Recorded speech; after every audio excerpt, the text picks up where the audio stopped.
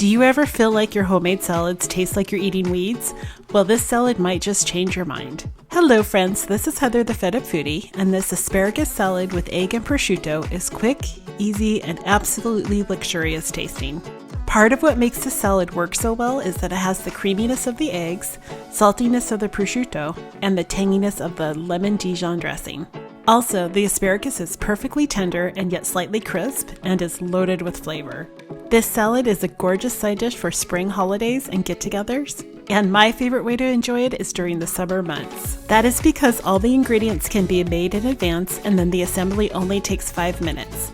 It is cool, refreshing, and basically a mouth-watering medley.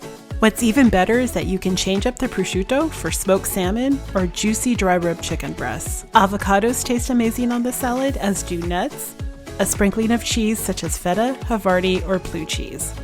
Just remember to dress the salad just before serving. This will keep all the salad components as fresh and crisp as possible. For more recipes like this and for weekly inspiration, make sure to head on over to thefedupfoodie.com and sign up for my newsletter where I share recipes and tips in helping to make cooking from scratch approachable.